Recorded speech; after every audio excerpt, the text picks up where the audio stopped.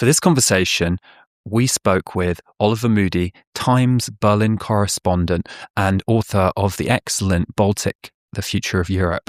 Now, I really think this is one of the favorite conversations that I've had on this channel because it was very wide-ranging. Oliver is an excellent analyst, and we talked about geopolitics, one of my favorite topics. But of course, with the nature of the world at the moment, we had this conversation back in December, and the world has changed a lot. So I just wanted to bring your attention to that. I think the analysis still rings true. There might be a few bits where you say, hang on, what about Maduro and Venezuela? Or what about Greenland? That's not in there. But I think a very strategic view on Germany's place in the world and what they should do about the great powers surrounding it is definitely in there. So I hope you enjoy this one. I'm here with Oliver Moody, the Times Berlin correspondent and author of Baltic, The Future of Europe, also called Konfliktzone Ostsee in German, a really interesting book about geopolitics in Europe, how the West can react, what the West can learn from the Baltic, northeastern European region. So welcome to the pod, Oliver. Hello. How much should people be in alarm about, should we really be worried about Russia attacking Europe, attacking one of the Baltic countries? And how do you think that's going to affect the rest of Europe? We should be worried about it to the extent that that worry is a useful stimulus to improve Europe's deterrence posture. And we should be a lot more worried about what would happen if Russia were to attack NATO. There is this widespread assumption across Western Europe, especially here in Germany, that if it does come to a NATO-Russia war, this will be some kind of localized, containable conflict in northeastern Europe. And that is not at all what the senior people in the European militaries believe. We know from the way that Russia fights in Ukraine, and we know from Russian doctrine that they would be striking targets deep behind the front lines, specifically energy infrastructure, hospitals, transport nodes, and they would be targeting NATO's logistics. And in the first instance, that means Germany. So actually, when people are worried or people say, who cares about Latvia or whatever, you think they are underestimating the chance that Russia would go straight for Berlin? I think if there is a Russian attack on one of the Baltic states, it would be very, very difficult to limit that to the Baltic states.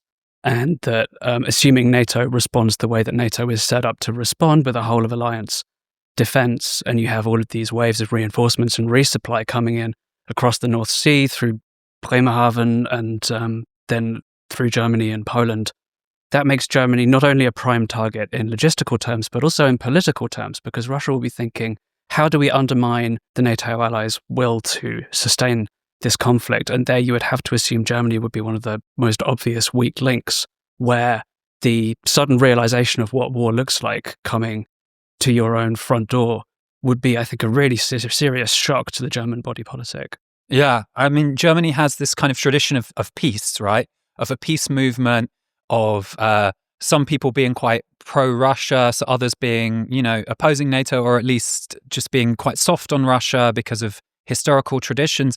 What do you think there's been like a change in the German elite? We still see kind of soft on Russia politics from the BSV, from the AfD, particularly in Eastern Germany. But do you think like the alarm bell has gone off in Berlin, political Berlin? It's an interesting one. I'm just reading a book that came out recently called Das Versagen by The Failure. Katja Gloger and Georg Malkomo, I think his name is, which is a kind of investigative report into the inner workings of Germany's Russia policy since 1990.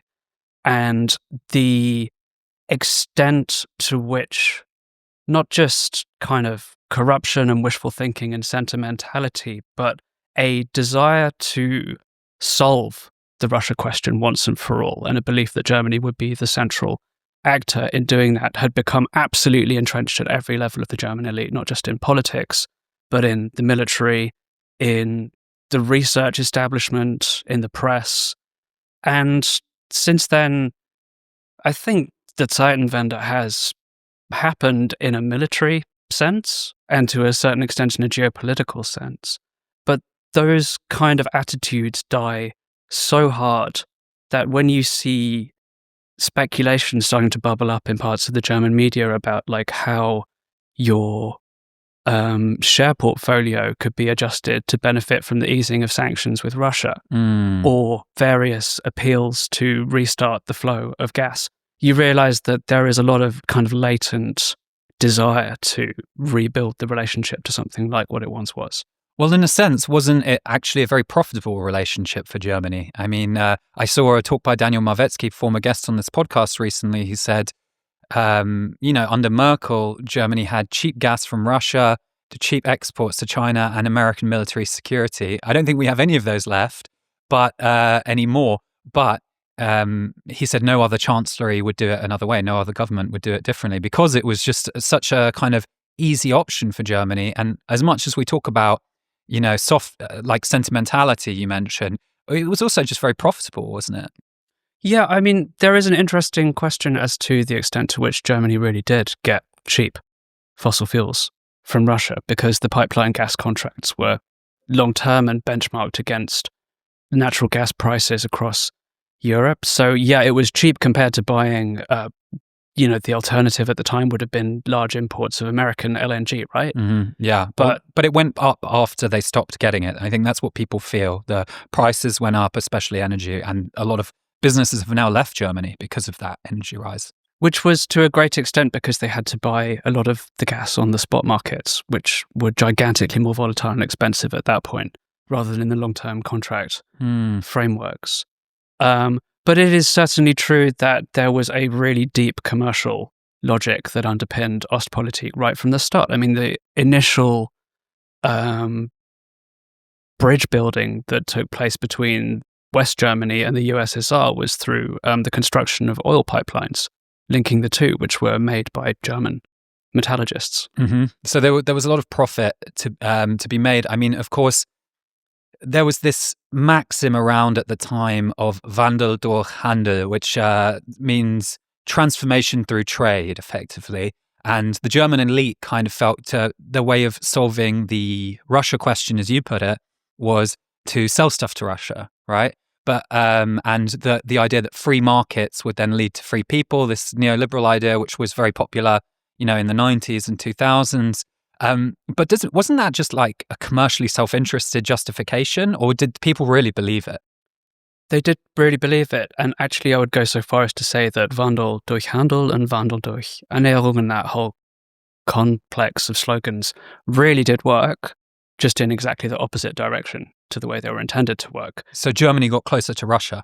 Yeah, because it was a matter of policy to engage in such deep dialogue at the elite levels of society and politics with Russian counterparts that a whole generation of the German elite developed these strong senses of personal ties and obligation towards their Russian counterparts. And of course, the Russian state used this dialogue strategically, packed it out with people who were supportive of the Kremlin line. And as a result, I think a lot of the Germans ended up getting a very distorted picture of what the Russian state was really about. Yeah, I've read accounts of, SPD delegation trips to Moscow. And of course, the Russian state was quite clever at playing them, right? Like, not just the historical guilt angle. I think the Russians didn't push that so much, but that was there as well. President Steinmeier famously justified Nord Stream with World War II. Nord Stream was the gas pipeline that went directly from Russia to Germany and bypassed a lot of the neighbors. At the time, that was extremely controversial. In Poland, they said it was the new Molotov-Ribbentrop Pact. I think it was even Donald Tusk that said that, wasn't it? No, it was Radoslaw Sikorski. Who's now the foreign minister, that's right. And so actually, there's the historical angle, but were the Russians very clever at how they played it? Yeah, there's a great book on this by a guy at Chatham House called John Luff called Germany's Russia Problem, where there is an entire chapter dedicated to the Petersburg Dialogue, these and the kind of associated discussion forums where the Germans thought this was a way of building ties through civil society and kind of gently nudging Russia onto the arc towards the end of history and liberal democracy. And they were absolutely played. I mean, it's really forensically analysed and it's there to see. You mentioned Nord Stream 1 and 2. I mean, Nord Stream 2 was a really emblematic instance of the reason why I felt compelled to write the book in the first place, which was frustration with the way that so many of the conversations in Germany about the issues that matter most to Europe in the present, Russia, China, energy, security, seem to have got stuck and to have entered a kind of distorted magnetic field of logic. And at the time, with Nord Stream 2, it was incredibly difficult to get a coherent account of what it was for, right? Germany didn't need the gas. It already had adequate gas supplies. It's not clear that it would have substantially lowered the cost of German gas. It would have got the transit fees from selling some of it on to its Central European neighbours, sure. But it was a long time before it became clear that it was actually a mixture of kind of sentimentality and corporate corruption and also cold, hard geopolitical cynicism of not wanting to be too dependent on the pipeline links through Ukraine, which is very ironic given the way that that ultimately played out. It was also really unclear who actually wanted Nord Stream 2 and was driving it, because Merkel kind of distanced herself from it formally and said, you know, this is just a purely commercial project with no geopolitical significance whatsoever. But there are various accounts from inside the CDU that suggest in the later years, especially, she was actually the person kind of holding the project together while simultaneously saying that it was, you know, the SPD. Yeah. Buy them off. I am interested in the sort of inner party workings on this. Of course, there's this infamous photo of, I think it's Merkel, Mark Rutte from the Netherlands, and some SPD figures as well, and CDU figures kind of holding the gas pipeline open, which is really shocking to look back at in retrospect with everything that's happened. Merkel, as you said, always kind of downplayed it as a commercial project. But we also know that Manuela Schwesig was, who's the minister-president of Mecklenburg-Vorpommern in northeastern Germany. She was kind of working with Gazprom very closely and set up a fake environmental Stiftung, you know. So it really seems like something stinks in Germany's kind of dealings with Russia. Has there been any investigation into corruption, into collaboration with Russia? I mean, for me, it's just shocking that Schwesig could work with Gazprom, even talking with them or them asking to listen in on conversations with journalists. We see how the Russian state deals with journalists, and there's been almost no price paid for it. And I wonder, this is something that happens a lot in Germany. There's a consensus which goes, you know, everyone sticks with, and no one can quite justify it. Similar with Nord Stream, I would argue similar with the Staatsräson.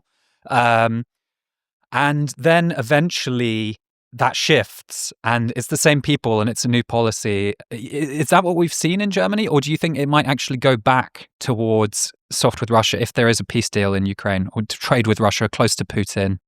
So there certainly have been a bunch of attempts to unpick what went wrong with the Nord Stream complex. Right now, there is an inquiry going on in Schwerin, the capital of Mecklenburg-Vorpommern, Schwesig's state, that is trying to investigate the kind of political processes. They had Gerhard Schröder in for a hearing the other day. There's been some great investigative reporting. I realize I'm promoting everybody else's books. Yeah, you should be promoting yours, yes. But Die Moskau Connection is a fantastically detailed, thorough piece of work on how broad these networks were in the SPD and how a lot of people got kind of sucked into them by proxy without really realizing. Could you give an example of that? So yeah, the way that Schröder had sort of his kind of inner cadre of people who were absolutely in on the scheme with him, like Matthias Warnig and Platzek. Warnig was like ex-Stasi? He was a former Stasi officer who went on to become the chief executive of Nord Stream. And then Matthias Platzek, who was the chief minister of Brandenburg for the SPD, and then became a very important figure in kind of corporate German-Russian relations. After that, did a lot of work behind the scenes. But there were also a lot of kind of figures who were on the outside of that inner circle within the SPD. People like Sigmar Gabriel, who ended up doing a lot of work on Schröder's behalf, not because they had bought into some sort of conspiracy, but because they felt that it was the direction of power politics within their party. Right. And they were both also from Lower Saxony, right? Yeah. So this was very much organized around Hanover, and a lot of the book is set there. Mad in Germany has grown to be a platform where we can really talk about issues that the mainstream media, particularly in Germany, ignores, and provide a different, more critical perspective. If you appreciate that perspective and hearing the voices that we put onto the channel, then please consider donating to Patreon. There is one other thing, just going back to this fixation on dialogue for dialogue's sake and the kind of corrupting effects of that, because that is another thing that has very much lingered in German politics and in public opinion, this desire for diplomacy, just to be able to say that we've got diplomacy and that we're talking. And you probably saw the furore a few weeks ago where Angela Merkel said in a Hungarian YouTube interview promoting her memoir that in 2021, she had felt that the Minsk process between Russia and Ukraine was breaking down. She wanted to try and reboot it with an EU-level initiative, and that had been blocked by Poland and the Baltic states. And the implication was that she was holding them at least partially responsible for the full-scale Russian invasion. Because she thought dialogue would have actually solved this issue. Well, exactly. You have to have such a wild understanding of how Putin operates to think that just getting him in the room with the EU 27 would have made a difference to his attack plans in the autumn of 2021. What do you think? I mean, the fact is, he did wait until Merkel was out of office to attack, right? And I can imagine Merkel thinking he wouldn't have done it if she was in office. I mean, Trump has said the same thing. Merkel was a little bit more quiet on this issue, thankfully. But do you think he would have invaded with Merkel in office? Do you think she had some kind of connection to him, or was this her own self-delusion? There is one way you could play that argument out, which is that one of Putin's mistaken assumptions that underpinned the logic of the invasion for him was that Europe would be unable to mount anything resembling a united response. And that throughout the Minsk process, and even further back, going back to the 2008 NATO Bucharest summit, where Ukraine and Georgia found themselves in this kind of halfway house at the door to NATO accession, Merkel had always been the one kind of building consensus and with using Russia, Germany's convening power behind the scenes. No, within Europe and within NATO in a way that stabilized things. And it is possible to speculate that the fact that she wasn't there anymore and capable of doing that might have led Putin to believe that Europe would be more divided and inchoate without her presence. And I guess without Merkel, there was no kind of leadership figure in the EU that was maybe taken on by von der Leyen, who was in Merkel's cabinet for a very long time. But also Merkel, what we have to mention, if we're going to talk about Bucharest, she was the one who blocked Bush from bringing Georgia and Ukraine, I believe, into NATO. Because she argued at the time, and after the fact, if you did that, then we would have Russian troops in Ukraine, tanks in Ukraine, before we could actually defend them, before they could join NATO officially. What do you think of that argument? And also the argument that, Russia sees itself as encircled by NATO. And it is true that at this point, pretty much all of its European neighbours are members of NATO. There was a great bit of trivia from the 2008 Bucharest summit that came out later where, at the time, the late Lech Kaczynski, who was president of Poland at the time, and died mysteriously in Russia in a plane crash. He died in a plane crash in Smolensk, yeah. He had been coordinating the campaign for Ukrainian and Georgian accession with the Baltic states. And he was so frustrated that he said afterwards, the dangers, they are Russia and Germany. So I think that the problem with the Bucharest summit was that it resulted in the worst of both worlds, because this compromise left Ukraine and Georgia with a obviously westward direction of travel and a kind of geopolitical orientation that was extremely uncomfortable for Putin, but with none of the benefits or security guarantees that would have even come with a membership accession plan. So they were both vulnerable and irritating. Right. In terms of this idea that Russia has been encircled, on one level, I think it is absolutely ludicrous because NATO is a defensive alliance. Mostly, because we've got to look as well as it has done Libya. out-of-area operations in most notably Afghanistan. Yeah. After the one time that Article 5 was invoked in NATO's history, which was by the United States, of course. Mm-hmm. After they were attacked on 9/11. But these states that joined in the waves of enlargement of the early 2000s, including Poland and the Baltic states, were not the puppets of some imperialist American plot.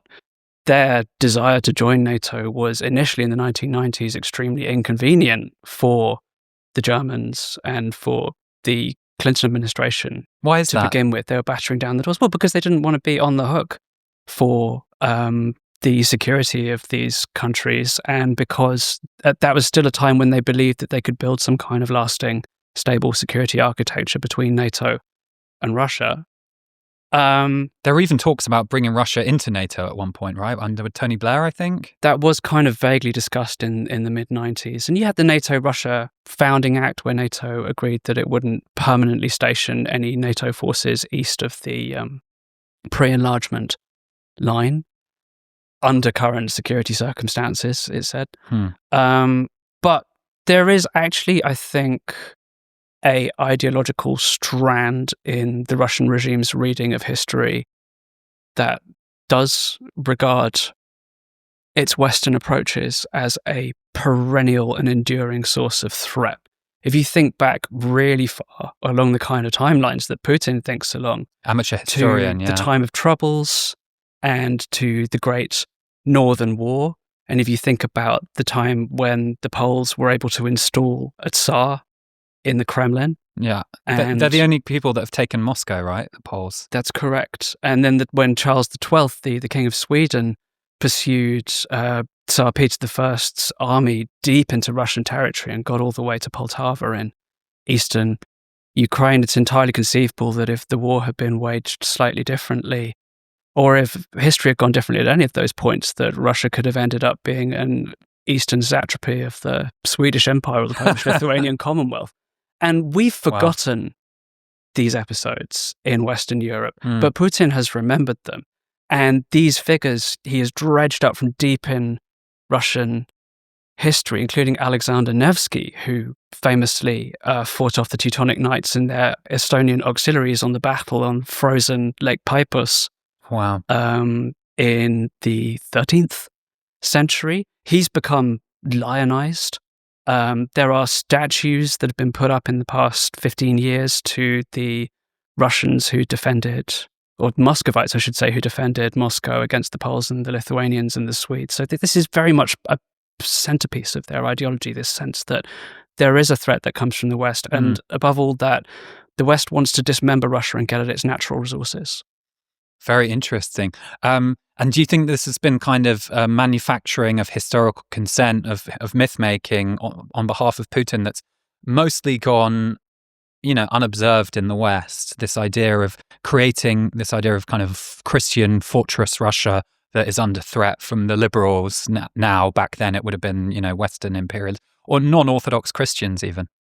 I think it actually has been understood pretty well in the West, and we've allowed ourselves in a way to become too generally sensitized to what Russia portrays as its security concerns, because it's one thing to say on an ideological level that northeastern Europe has always been a danger to Russia. It's quite another to say that Russia can legitimately feel threatened by the fact that Estonia is in NATO. Right, yeah. I mean, of course, if you look at 20th century history, it's quite obvious that it's the other way around, right? Northeastern Europe has always, and going further back, 19th century and before as well, Russia has been a threat to Northeastern Europe. Of course, the Baltic states, which feature prominently in your book, though I do want to note the book is about the whole region of every country that touches the Baltics. So it's like 9 countries, not just about those 3. as crucial as they are at the moment. Do you think, 20th century history is a good guide in this one? Because I think that's part of why Germany has been so, conciliatory towards Russia because of this supposed debt, because of the Second World War. But I think they also forget that Germany and the Soviet Union were allied, right? Nazi Germany. They had a non-aggression pact, and then they both invaded Poland at the same time. They probably coordinated that, right? Come on. The invasion of Poland? Yeah. Yeah, it was absolutely coordinated. Yeah. They had drawn up the line of contact where they would both stop. I mean, in many respects, I don't know if I'd even classify the 20th century as history. I'd classify it as current affairs and argue that we are still living with some of those historical forces. It's not like they ever stopped, in particular, Russian expansionism. I think I would differ with you on Germany. That was what I was about to bring up, right? Because if we are still living in the 20th century, Germany, has it really done a complete about-face from this authoritarian, aggressive, militaristic system? Obviously, there's been some major changes, right? But if we're talking about respect for international law, international institutions, Merz has invited Netanyahu, wanted by the ICC. Should we really be happy about German rearmament? Yes. Yes, we absolutely should, because it is the only country with the fiscal space to be able to make a really significant additional investment in Europe's defences. And it is doing so on a scale that I think the public hasn't really grasped. I mean, by 2029, the German defence budget is scheduled to be 152 billion euros, which is just a little bit more in nominal terms than the Russian defence budget today. It's more than twice the British defence budget. It's the equivalent of adding an extra Britain and an Italy to NATO's defence spending. It's gigantic. If you want to think about Germany as a military threat to its neighbours, the scenario that you would go down in this thought experiment would be Poland, right? Because the AfD has certainly flirted with Oder-Neisse revisionism. Which was quite a big topic throughout West Germany until the 90s, until Kohl signed a deal, right? Yeah, I mean, it's lost a lot of its political traction. There are still radical elements in the kind of Heimatvertriebener scene. You have Erika Steinbach, who is quite a sort of prominent figure within the AfD expanded universe. Fascinatingly, last year, do you know the story about Alice Weidel and her family's hometown? No. So her dad came from a place in Upper Silesia called Głubczyce, and was driven out in the wave of expulsions at the end of the Second World War. And Weidel gave an interview to a radical right-wing magazine last year where she said, oh yeah, well, my family comes from this town. It's called Leobschutz, and I have always refused to look up or even acquaint myself with the Polish name, which is clearly like a bit of red meat being chucked out to those elements in the AfD base. The revanchist kind of. Like to kind of, have these kind of wet dreams of one day revising the Oder-Neisse line. But you run up very quickly against the practicalities, even in a scenario where Germany's been through several further cycles of radicalization and the AfD is in government, which are some big ifs. Number one, can even a beefed up Bundeswehr necessarily win a war of aggression against the Polish military, especially given its recruitment problems and the standard logic that you need 3 attackers for every defender? But more importantly, even if you take a very uncharitable reading of Germany's geostrategic motivations, what remains of its economic model is so utterly dependent on Europe's multilateral institutions, and in particular on the integrity of the European Union.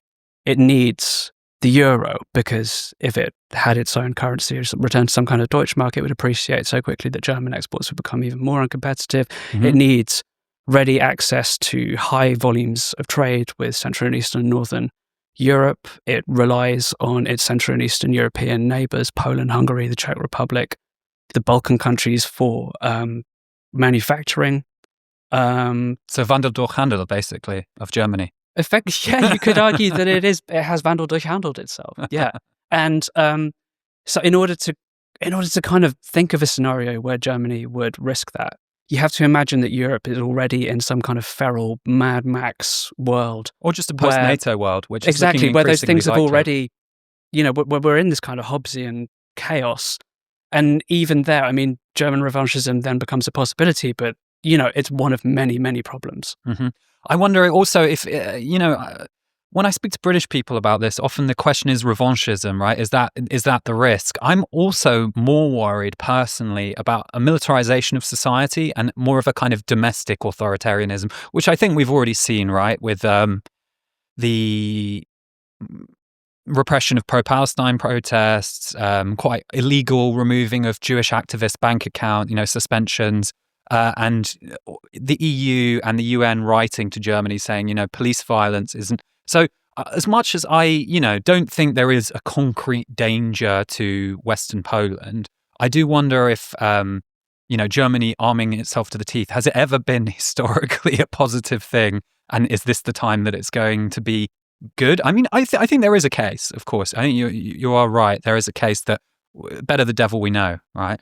Yeah, I mean, I would argue that Prussia kicking out Napoleon was a pretty positive thing in the end, at least for a couple of decades. For Prussia?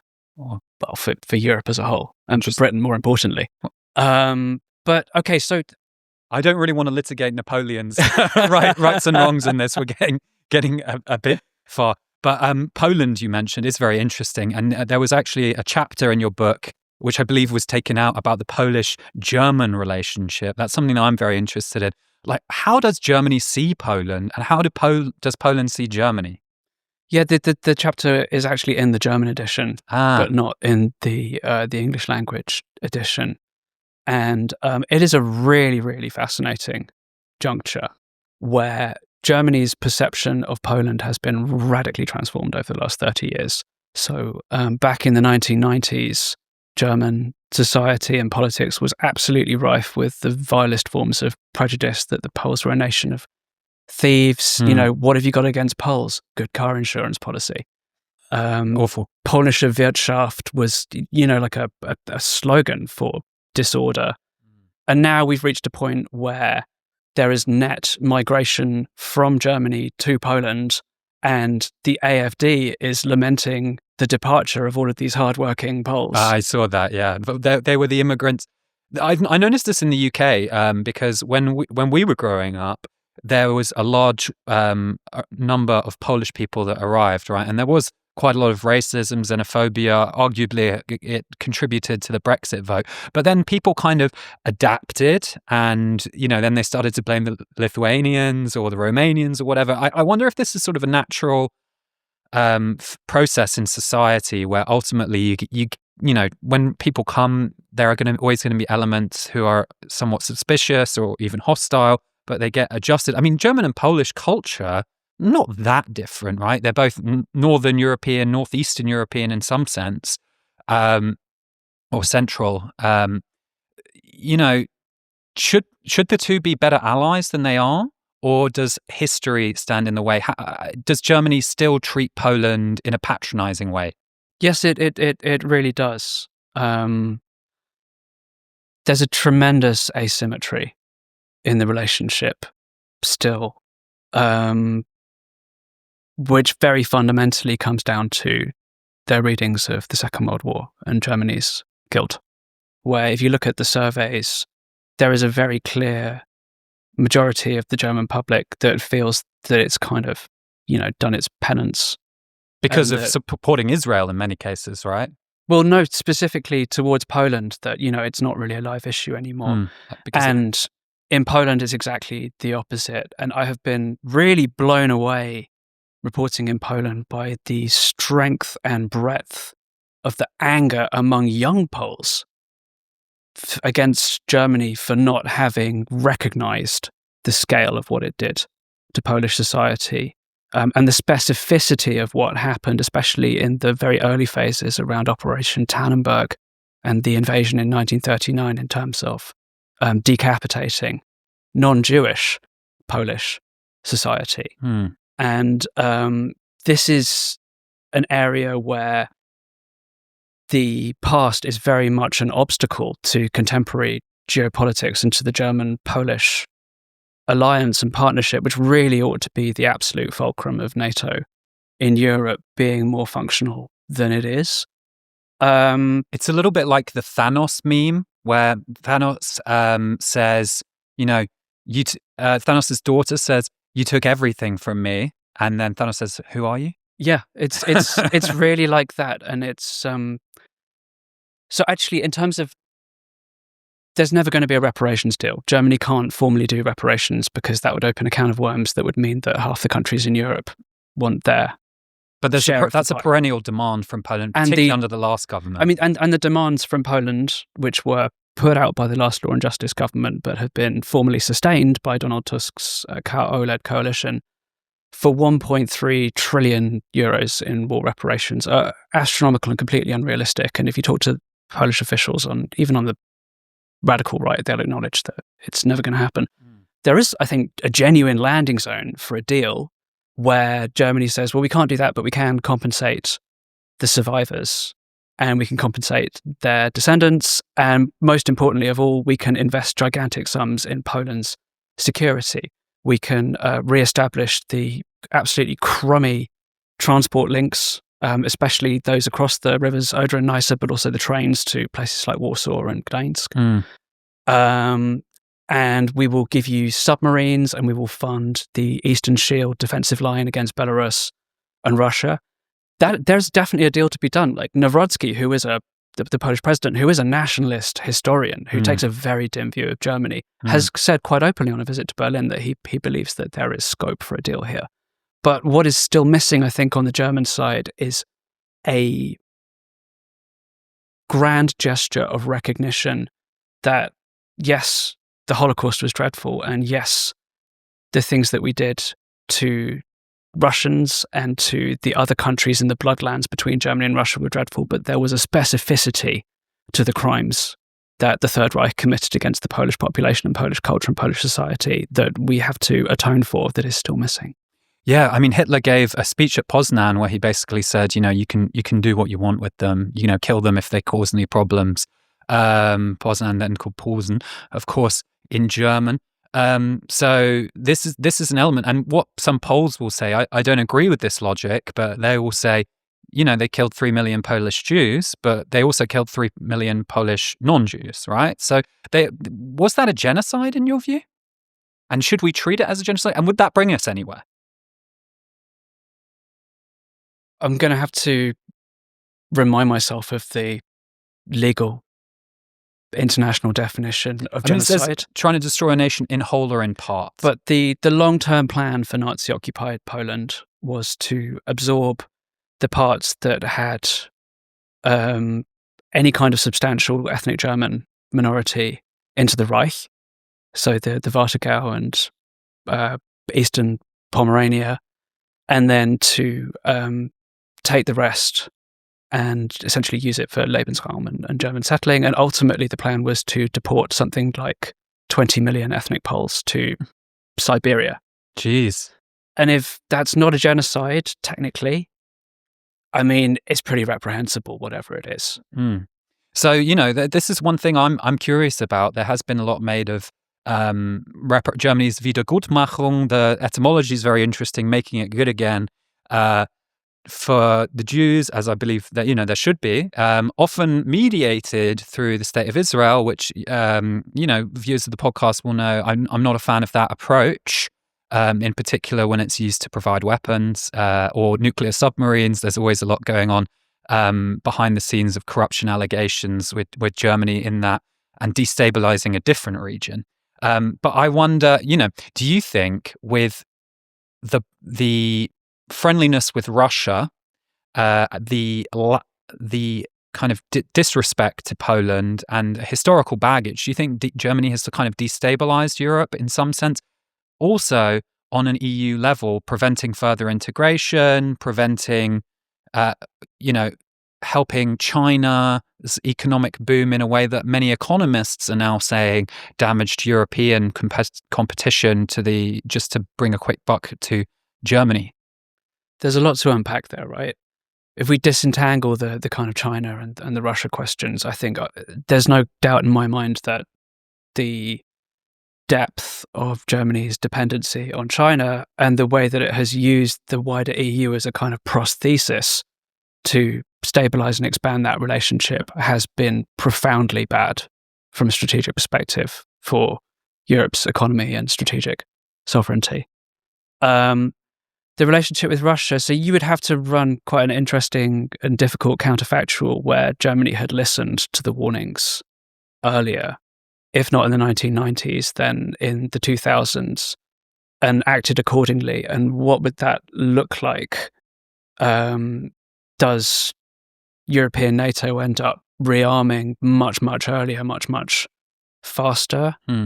Does Ukraine get admitted into NATO? Does Georgia get admitted into NATO in 2008? Do we have a much more kind of assertive NATO that Russia feels like it can't start pushing back against? Or does that just lead to an earlier cycle of escalation? I don't know. Is the short answer. No, it's a good question. I mean, the idea of Georgia being in NATO, I find kind of interesting because it's called the North Atlantic Treaty Organization. Georgia is very far from the Atlantic, right? And, arguably that would even support the Russian idea that it's about encircling Russia, because it's not about Northern Atlantic security at that point. But what about, how does Germany now feel about decades of pro-American sentiment and also relying on America to pay for a lot of the defense, the so-called security umbrella? There's also the nuclear umbrella, which is a part of that. How has Germany responded to the Trump administration kind of signaling that it could leave NATO out to dry? I mean, you say Germany, but Germany's political landscape has always been fractured quite profoundly over this question. And in a way, Trump 2.0 has scrambled that landscape. So you have the elements that were always anti-American and are still anti-American. But they were always far from power, right? Always far from power around Zacher-Wagenknecht. But that said, you have had also elements in the SPD that have always been extremely skeptical of American dominance within NATO. Even if you think back to the time when Helmut Schmidt just started bawling at Jimmy Carter in a hotel room in New York in the 1980s. What was that about? It was about the double track decision about which is so this was in the early 1980s, and it was the way of trying to manage nuclear arms controls at the same time as increasing the number of middle range missiles that NATO had stationed in West Germany. Anyway, the AfD, having traditionally been extremely anti-American, is now joyously pro-American purely because it happens to be in ideological alignment with the current occupant of the White House. For the CDU and the more Atlanticist elements of the SPD and for the Greens, it's, I think, predominantly just a sense of wounded amour propre. The J.D. Vance speech at the Munich Security Conference in February and the way that he singled out Germany and its freedom of speech laws and the way that he met Weidel but refused to meet with Merz. Or Scholz, right? Or, sorry, it was Scholz, still, at that conference. I'm sorry, was very just emotionally upsetting. And we're now in a period in the transatlantic relationship where I think Washington is trying to stabilize things a bit and reach a new kind of equilibrium where the Europeans are on a track to taking on primary responsibility for their own defense. By spending more money, effectively. And recruiting more personnel. And the Americans will kind of gradually, in theory, fade away to a backstop role where they give us the nuclear umbrella and they give us intelligence support and they sell us weapons and they give us technical support for those weapons, but they might not be cast upon to do that much of the actual frontline conventional deterrence. And in terms of pure realpolitik, it is the job of the German government and its partners to try and manage that and stabilize that. And that is exactly what they're doing. I think Merz has done a pretty workmanlike job of handling that relationship. He hasn't fucked it up. Yeah. And I think, I think there's a lot of criticism to be made of Merz's kind of domestic politics, of course, especially working with the AfD, the anti-migrant rhetoric. But I watched him in when he went to the White House and had this kind of very awkward press conference with Donald Trump, which I really think everyone should watch because it is so funny. Trump just asks him, it's the end of the Second World War, was that good for you guys? Or General MacArthur said, you shouldn't let them rearm and stuff like that. So really, but Merz, number one, he took it on the chin. He massaged Trump's ego. He gave him, I think it was his German grandfather's birth certificate. Trump. Yeah. And in the end, he took it on the chin, and he speaks good English, which I think is underrated because Merz is the only chancellor who actually speaks English since Helmut Schmidt, basically, right? Who speaks it fluently. I mean, Scholz spoke it okay. Yeah. There's another interesting dimension to this, which is that there are some European NATO allies that have been so rattled by Trump's handling of the alliance, and in particular by the way that the technical targeting and intelligence support was so abruptly cut off to Ukraine, to the point where the American HIMARS missiles in the Ukrainian armed forces wouldn't work anymore, for example, and wondering, what happens if we get attacked and the Americans don't just say, nothing to do with us, mate, but they actively obstruct Europe's defense of itself. Because so much of Europe's weapons are actually American-made, right? Yeah. Especially the high-tech ones. So there are, I know of several European governments that have thought, well, this is really dangerous. We need to start making clandestine preparations for how the hell we defend ourselves if the Americans are either not there or actively sabotaging our war effort. Germany is not one of those countries, as far as I can tell. I have come across, I've been really asking around, and I've found no evidence of deliberations for that kind of doomsday scenario. So in that case, are they also being strategically naive there? I think it's more a calculation that if those conversations were to happen and they leaked out, it would be so diplomatically suicidal that it could ruin everything. But was Germany completely caught by surprise by the Ukraine invasion? There was, at the time, there was a lot of we were in touch at the time, and there was a lot of American intelligence about, Russia preparing for invasion and putting a lot of troops on the border. I was skeptical at the time because I said, what about the WMDs? Of course, I was very wrong. What do you think? There's a story I heard about, you remember when Scholz and Macron were trying to make this last-ditch effort to patch things up with Putin. Calling him up. And, not just calling him up, they went to Moscow. And Scholz was one of the last Europeans to see Putin in person before the full-scale invasion, and famously sat at the other end of that extremely long table. And I heard a story that on the plane over to Moscow, I think he'd stopped in Kiev first, Scholz was reading that notorious essay that Putin had written, setting out the grounds for the kind of eternal unity and brotherhood of the Russian and Ukrainian peoples. Yeah.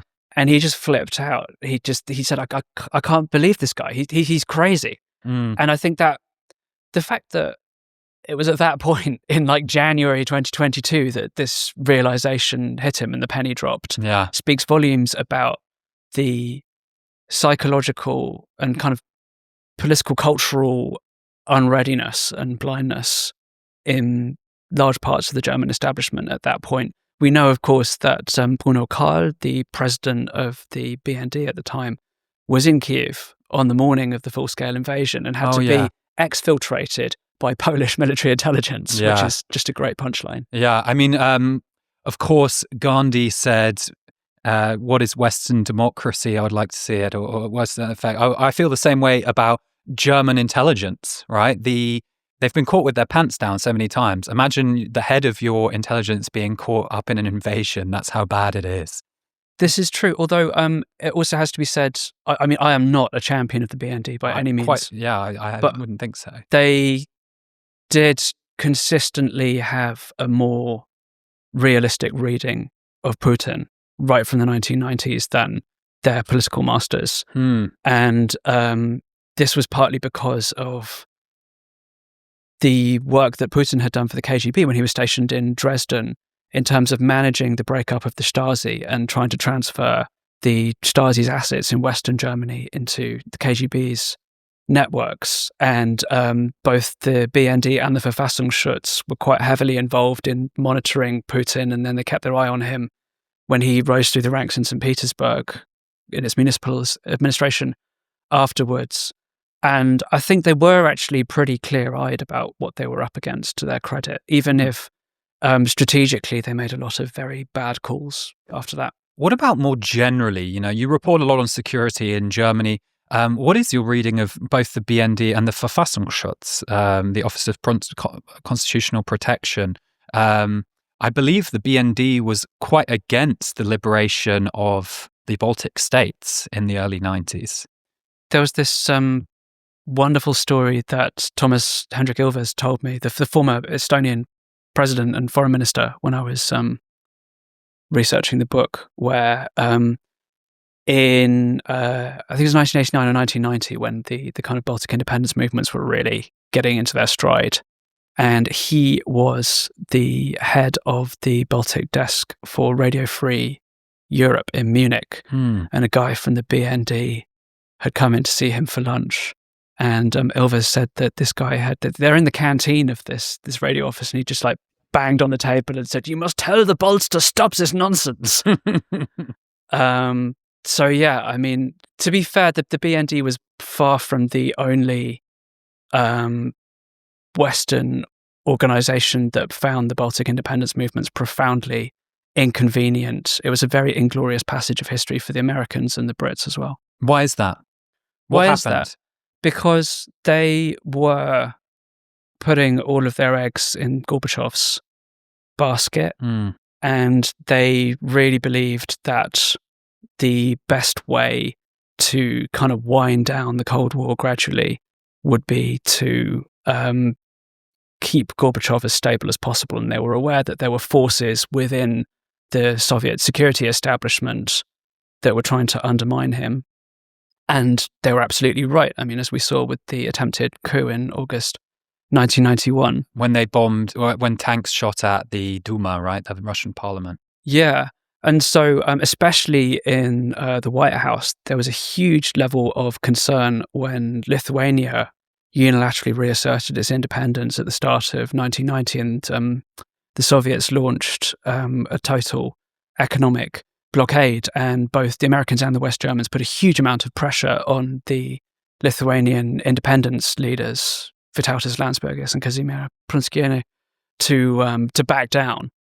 And it's left a very deep impression on the Baltic states and their political elites, and this knowledge that they really have to take matters into their own hands, and they cannot necessarily count on support from the big powers of the West.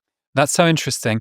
I wonder if, your book is titled Baltic, the Future of Europe, and the kind of thesis is that we can learn a lot from the Baltic Sea region, not just from the Baltic states, but also from them. What lessons should we learn? We've seen Finland building a huge wall, Poland, a massive fence across Belarus. Is there a preparedness for war there? Or is this partly posturing? I think what it fundamentally comes down to is that the 5 European frontline states that border on Russia and are in NATO, that is Finland, Poland, and the 3 Baltic states, all had to do a hard reboot of their states at various points in the 20th century. Finland at the end of the Second World War, after it had lost the continuation war against the Soviet Union and had to strike an extremely disadvantageous peace deal that effectively handed Moscow a huge measure of control over its foreign and security policy, to the point where it couldn't even join like the OSCE or the Council of Europe. And gave up land as well, Karelia famously. Yeah, after the Winter War in 1940, it had to surrender the kind of eastern part of Karelia and Vyborg and so on. And then Poland and the Baltic states obviously did their reboot at the end of the Cold War. And that was a moment in each of those 5 cases where the elites in those countries were thinking very hard about what had happened in the 1930s and how they had been isolated and totally vulnerable, and how not to repeat the mistakes that were made back then. And that led to a very kind of fundamental, radical thought process about what the state was for, how to manage the economy. You had obviously this kind of shock therapy transitions towards free market capitalism in Poland and the Baltic states. In Finland, you had a much more kind of strategic, state-directed, corporatist approach. I think there is a lot we can learn from that in Western Europe in terms of, at a moment where so many of our institutions and the structures of the state seem to be ineffective or lost, or just to have no kind of compass, or to be deeply unpopular and to have lost credibility, where I think we should be doing something like a reboot of our own political structures and thinking, okay, this is an existential moment certainly for the European Union and for NATO. If we want to preserve these things, we're going to have to do things very differently. Does that just mean rearmament, though, or is it more than that? It's more than that, because there is the military dimension, but fundamentally, it's about resilience in a much broader sense, in terms of a society that can mobilize all of its resources for survival if it has to. And so that feeds into civil defense. It feeds into like disaster preparedness.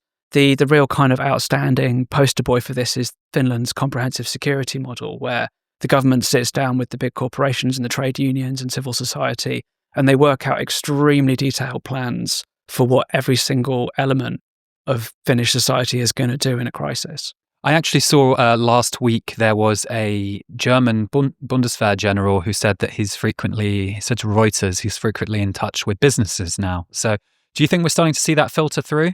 That this is something, if there is a conflict, it's going to affect the whole of society and the economy. But I'm also wondering, is this existential for Europe, or is this only existential for northeastern Europe? It's existential for Europe, because it is delusory to imagine that if Russia attacks the eastern flank of NATO, that will be contained on the eastern flank of NATO. As we were saying at the start of the podcast, I'm absolutely convinced that in that scenario, we would have to be prepared for the war to escalate and expand very fast. Is this based on kind of Russian intelligence that's been leaked, or war planning? I mean, obviously, there's the nuclear question here, which I would like to ask you about. You said also at the start, some people think the conflicts could be kept localized. Well, there's a lot of people who think it'll never happen because these are two nuclear-armed power. It's basically the new version of the mutually assured destruction theory from the Cold War. They can't fight because they're both nuclear-armed.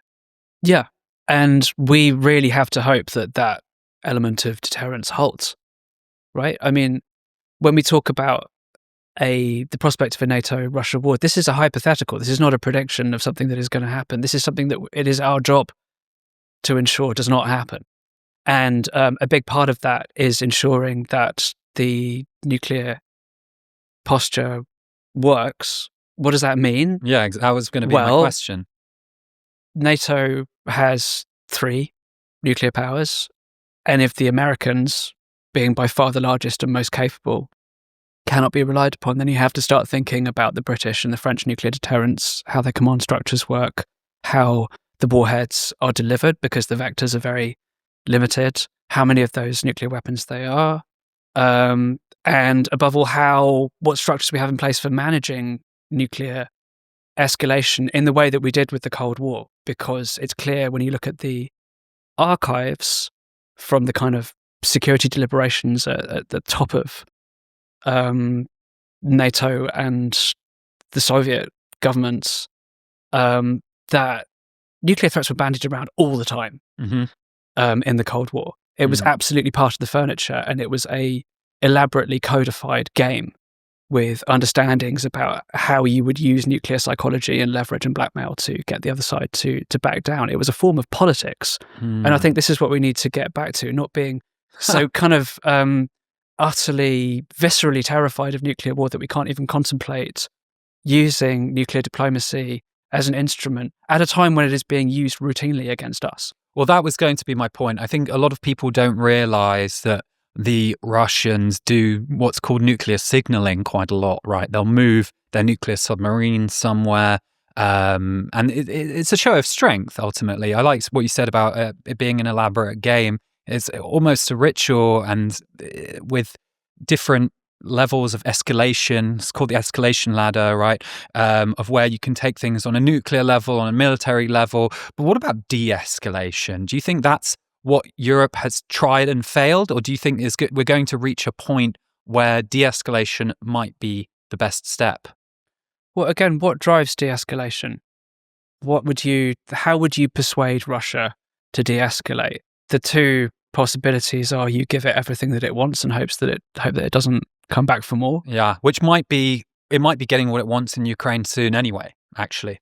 Or you have leverage and you go up the escalation ladder in what used to be called in Cold War nuclear theory, the competition of risk-taking, and you make a very deliberate decision. I have to be emphatically clear about this. This is not about kind of rolling the dice on nuclear war.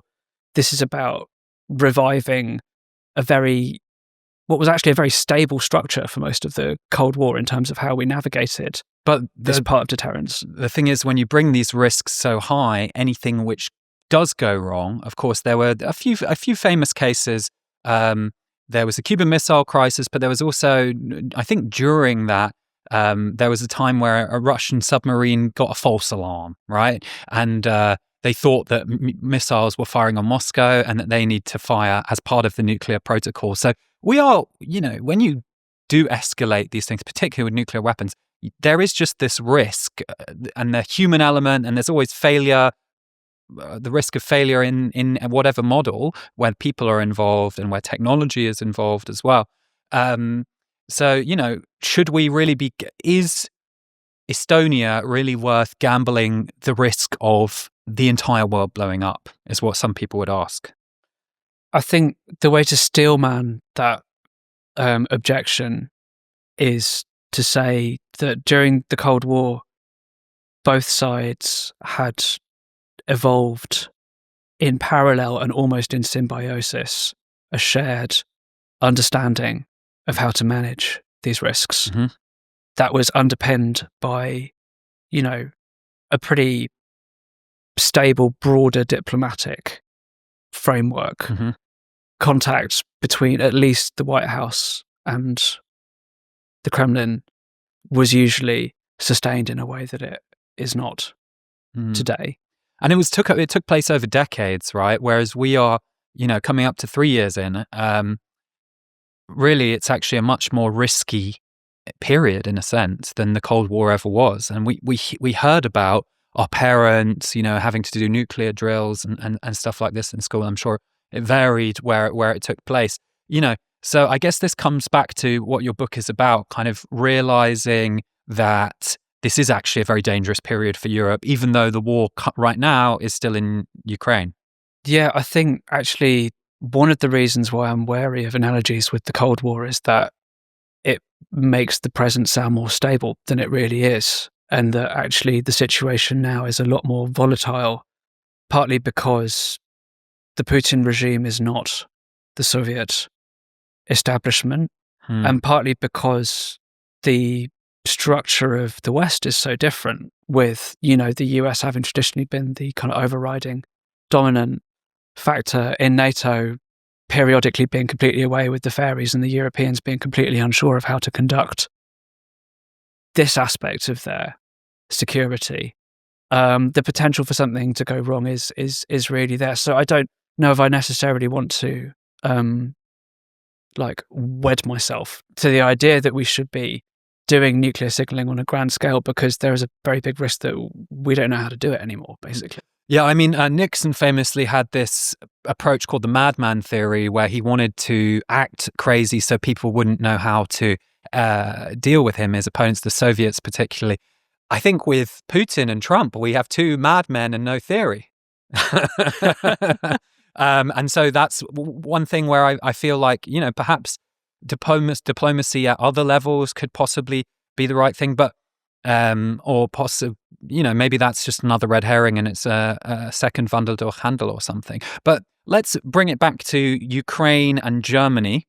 And let's say Ukraine does fall within a year. I've spoken to analysts who think that is a possibility because of the Ukrainian manpower crisis, and because Russia just has almost infinite manpower and is throwing itself into the war in a way which Europe hasn't, and couldn't possibly because of being one state.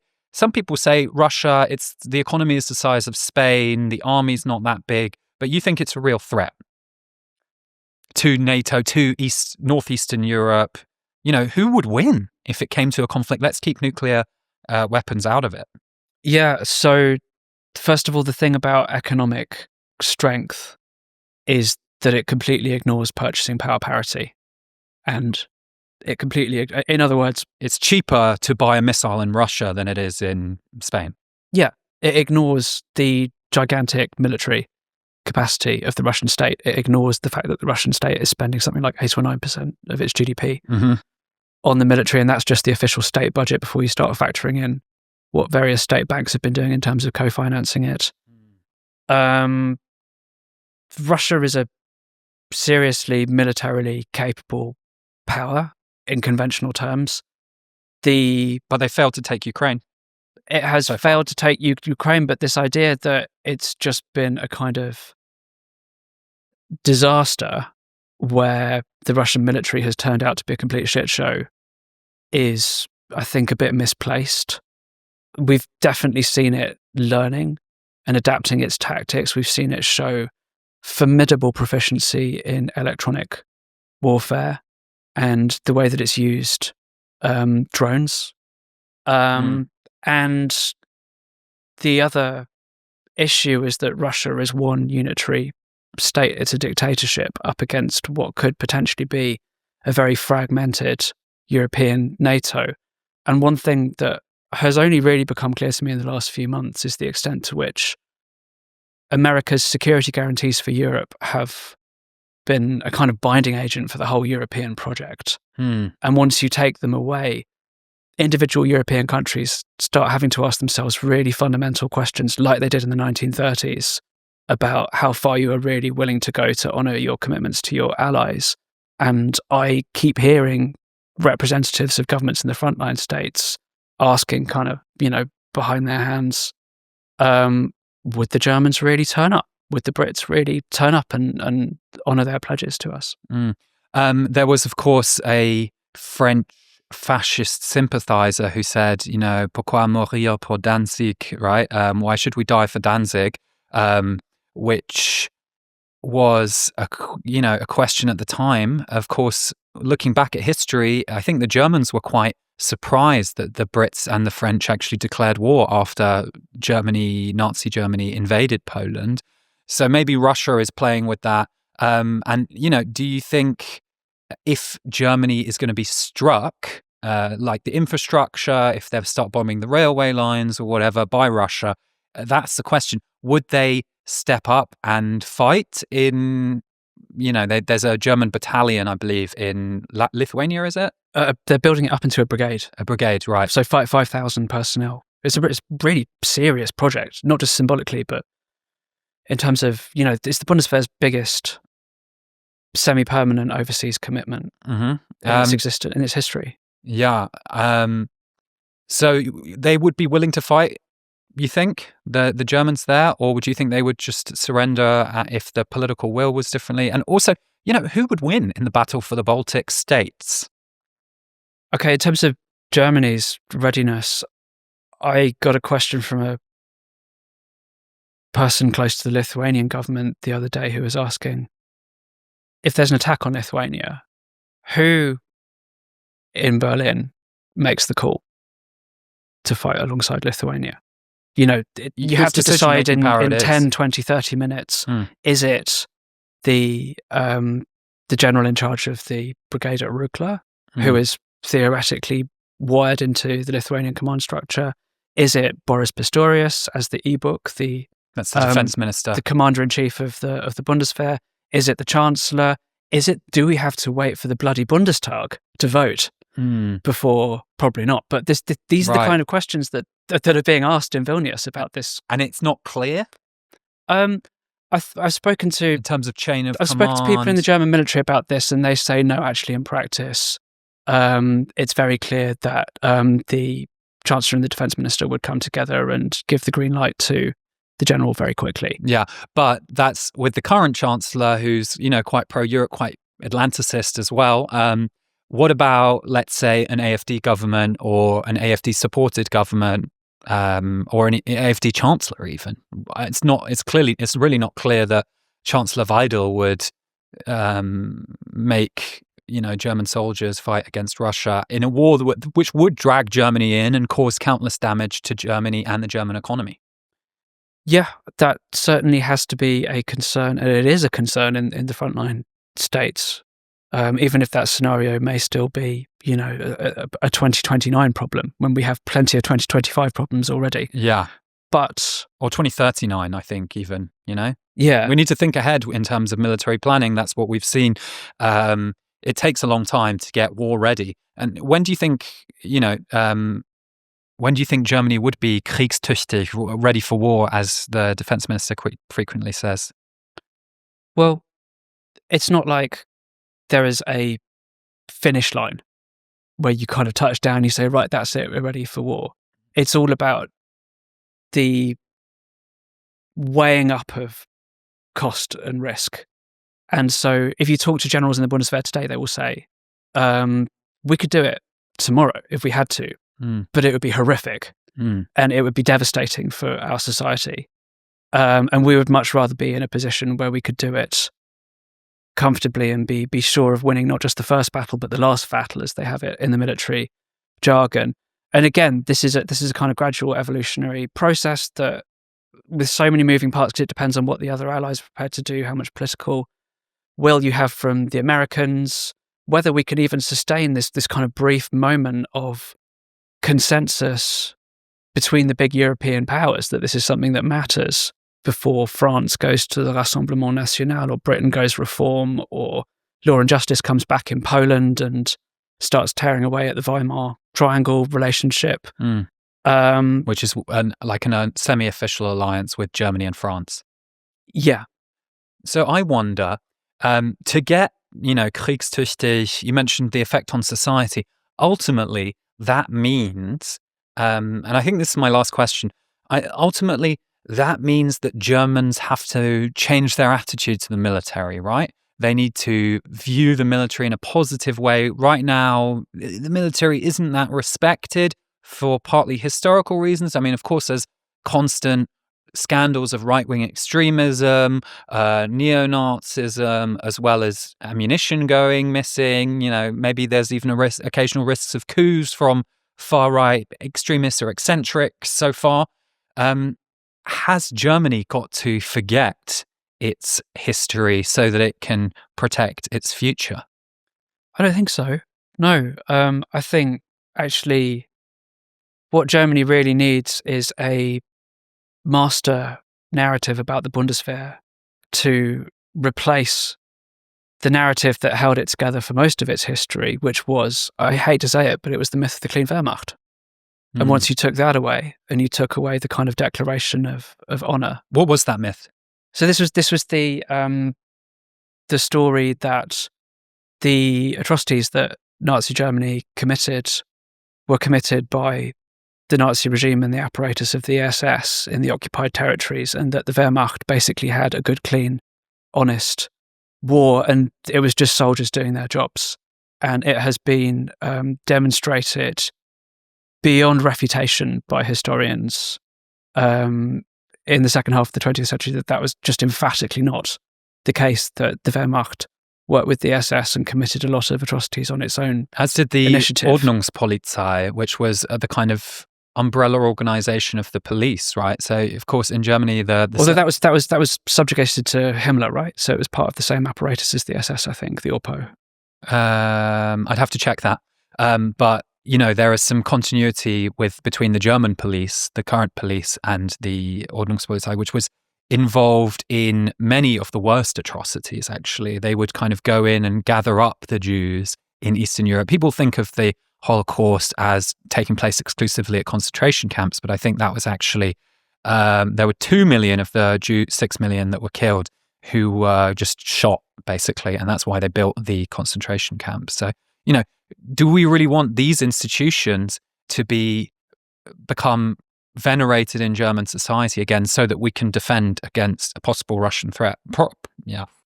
I mean, I wouldn't say that they are these institutions. There are certainly lines of cultural inheritance. I mean, you see it with the names of some of the Bundeswehr barracks and some of the customs within individual units that have been inherited not just from the Wehrmacht era, but from the Prussian era.